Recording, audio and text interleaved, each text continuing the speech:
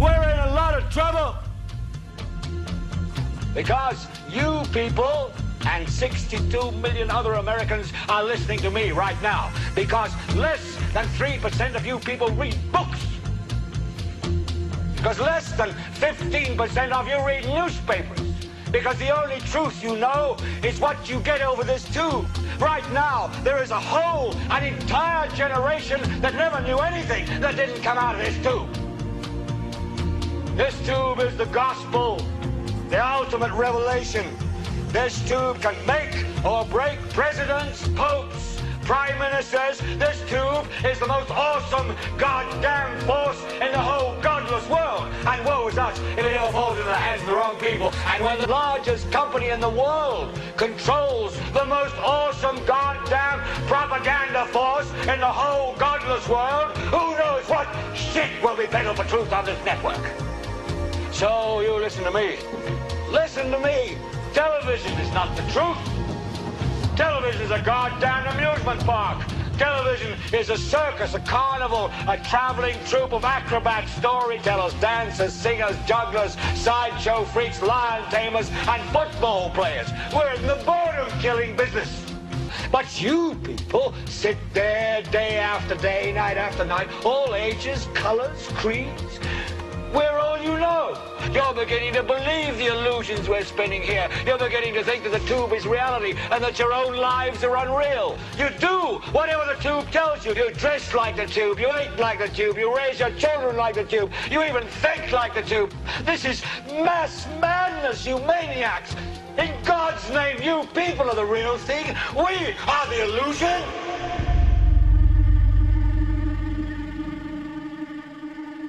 Society today is composed of a series of institutions. From political institutions, legal institutions, religious institutions, to institutions of social class, familial values, and occupational specialization. It is obvious the profound influence these traditionalized structures have in shaping our understandings and perspectives.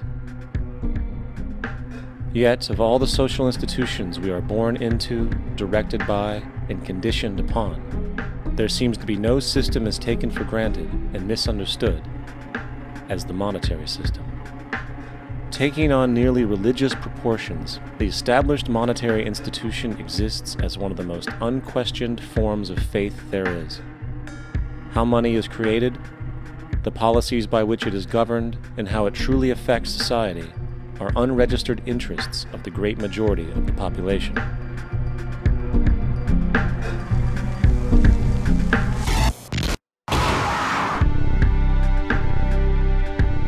In a world where 1% of the population owns 40% of the planet's wealth, in a world where 34,000 children die every single day from poverty and preventable diseases, and where 50% of the world's population lives on less than $2 a day, one thing is clear: something is very wrong.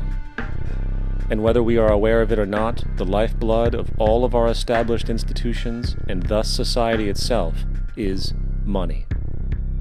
Therefore, understanding this institution of monetary policy is critical to understanding why our lives are the way they are.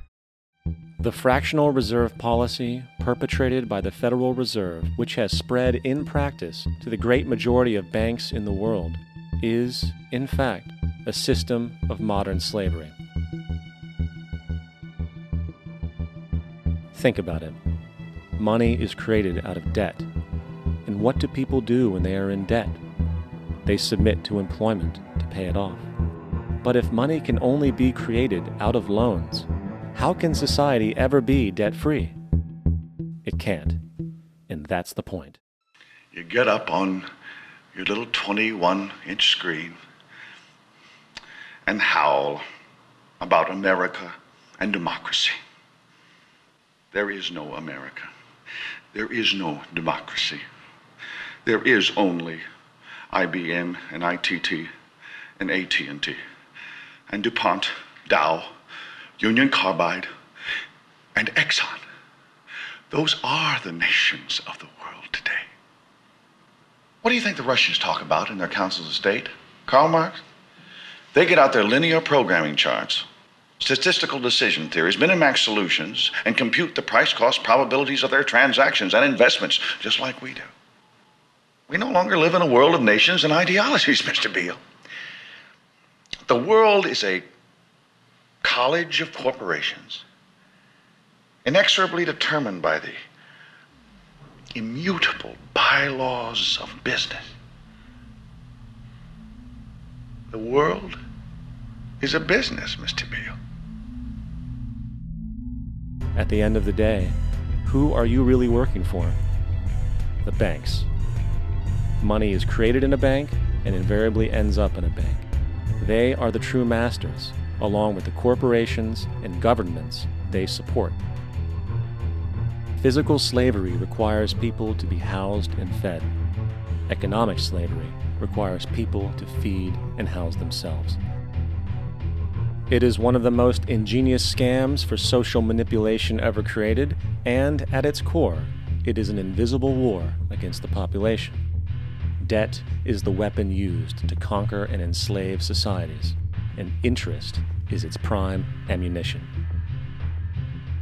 And as the majority walks around oblivious to this reality, the banks, in collusion with governments and corporations, continue to perfect and expand their tactics of economic warfare, spawning new bases, such as the World Bank and International Monetary Fund. In 2005, an arrangement between Canada, Mexico, and the United States was made. This arrangement, unannounced to the public, unregulated by Congress, merges the United States, Mexico, and Canada into one entity, erasing all borders. It's called the North American Union, and you might want to ask yourself why you've never heard of this. In fact, there is only one mainstream reporter who has actually heard of and has had the courage to cover this issue. The Bush administration's open borders policy and its decision to ignore the enforcement of this country's immigration laws is part of a broader agenda. President Bush signed a formal agreement that will end the United States as we know it, and he took the step without approval from either the U.S. Congress or the people of the United States. It's a deal that few have even heard of. It's being done again by very few people at the very top on behalf of the investment class, but the working class of people, political officials across our country, from communities, from cities and so forth, they don't know anything about this. This isn't some trade agreement. It is a total removal of sovereignty from these countries, which will also result in a completely new currency called the Amero. Fall. Apart from that, I think one thing people who are dollar-based need to focus on is the Amero. That's the one thing that nobody's talking about that I think is going to have a big impact on everybody's life in Canada, the U.S., and Mexico. The Amero is the proposed new currency for the North American community, which is being developed right now between Canada, the U.S., and Mexico to make a borderless community, much like the EU, and the dollar, Canadian dollar, U.S. dollar, and the Mexican peso replaced by the Amero. By default of this agreement, the American Constitution will eventually be obsolete. You would think that a situation like this would be on the cover of every major newspaper. That is until you realize that the people who are behind this movement are the same people behind the mainstream media, and you are not told what you're not supposed to know. The North American Union is the same concept as the European Union, the African Union, and the soon-to-be Asian Union, and the same people are behind all of them.